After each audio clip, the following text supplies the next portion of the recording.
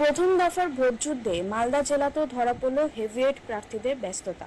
বৃহস্পতিবার সকাল সকাল ইংরেজবাজার বিধানসভা কেন্দ্রের কোতোয়ালি প্রাইমারি স্কুলের ৬৭ নম্বর বুথে ভোট দিলেন প্রাক্তন সাংসদ মৌসাম নূর। তার সঙ্গে ছিলেন দাদা তথা কংগ্রেস নেতা ঈশা খান চৌধুরী। দুই হেভিওয়েট সদস্যকে একসঙ্গে ভোট কেন্দ্র দেখে সাধারণ ভোটারদের মধ্যে ব্যাপক কৌতূহল তৈরি হয়। তবে ভোট দেওয়ার পর এক মুহূর্ত দেরি করেননি মৌসাম। নিজের গণতান্ত্রিক অধিকার প্রয়োগ করেই তিনি সটান রওনা দেন মালতীপুরের উদ্দেশ্যে। সেখানে দলীয় প্রার্থীদের মনোবল চাঙ্গা করতে এবং সকাল থেকেই দৌড় মৌসাম। জয়ের ব্যাপারে আত্মবিশ্বাসী মৌসাম জানান, মালদার মানুষ উন্নয়নের পক্ষে ভোটাধিকার প্রয়োগ করবেন। আমি দিন ধরে ঘুরেছি, প্রত্যেক দিনই যেভাবে মানুষের রেসপন্স দেখেছি সারা ভালো, এবং মানুষ এগিয়ে আসছে যেভাবে তাদের আশীর্বাদ, দোয়া, ভালোবাসা, সমর্থন জানাচ্ছে। আমরা যে মানুষ আমাদের সঙ্গে আছে, আমাদের পাশে আছে, যেটা দেখে মনে হচ্ছে যে মানুষ একটা জোট বেঁধেছে কংগ্রেসকে জিতানোর জন্য। এবং আমি ওনাদের এর আগেও সাংসদ ছিলাম, ওনাদের দুঃখে সুখে পাশে ছিলাম। তো মনে হচ্ছে একটা পরিবারের মধ্যেই আছি আমি। কংগ্রেস সেটাই দেখে বুঝতে পারছি, যেভাবে মহিলাদের, বয়স্ক মানুষদেরও, বিশেষ করে মহিলাদের যেভাবে ঢল নেমেছে, আমরা 100% কনফিডেন্ট। আব্দুল রহিম বক্সিকে দাগিদের তালিকায় রেখেছেন এবং বাহুবলী বলে পরিচিত, আপনিও জানেন সেটা। মনে করছেন যে ওই এলাকায় সন্ত্রাস হতে পারে? হতেই পারে, সন্ত্রাস হতেই পারে। সেটার জন্য আমরা ইলেকশন কমিশনকে আপিলও করেছি যে ওখানে যাতে যথেষ্ট সিকিউরিটি ফোর্সেস যাতে থাকে। আমরা চাইছি ফ্রি অ্যান্ড ফেয়ার ইলেকশন হোক। মানুষের এটা ইচ্ছা, মানুষ যাকে ইচ্ছা ভোট দিতে পারে, কিন্তু ভোট দেওয়ার যে অধিকার সেখান থেকে যাতে বঞ্চিত না হয়। এবং আমাদের লোকদেরকেও বলে দিয়েছি আমরা যে আমরা কোথাও গন্ডগোল করব না, কিন্তু ওনারা যদি গন্ডগোল করতে আসে আমরা কিন্তু রেজিস্ট করব, কারণ আমরা চাই ফ্রি অ্যান্ড ফেয়ার ইলেকশন। কেন্দ্রীয় বাহিনীর উপর কতটা ভরসা রাখতে পারছে? আমরা তো ভরসা রাখতেই হবে। কেন্দ্র বাহিনী ওনারা প্রত্যেকটা বুথে আছেন, ওনাদের উপর আমরা ভরসা রেখেছি।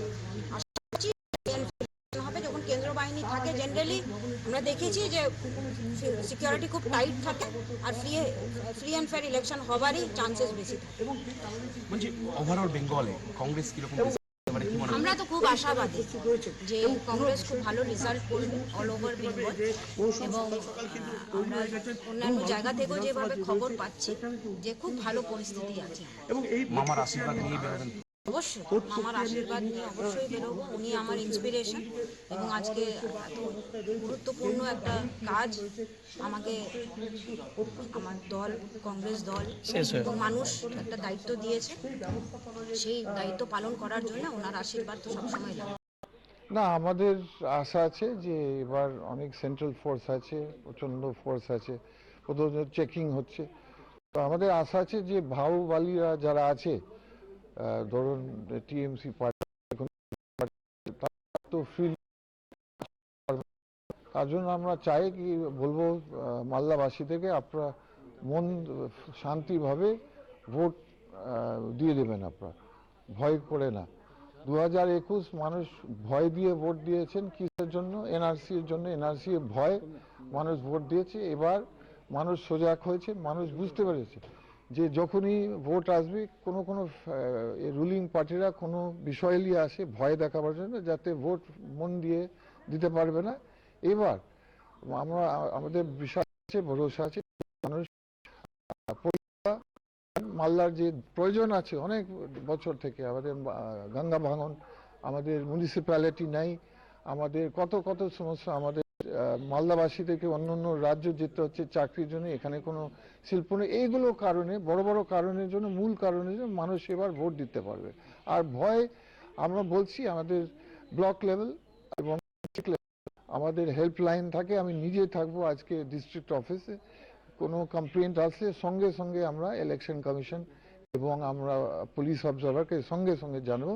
তবুও ওরকম বড় সমস্যা এক্সপেক্ট করছি না, কিন্তু সব সময় আমাদেরকে সজাগ থাকতে হবে মালদাবাসীদের জন্য। Bureau report, channel 10।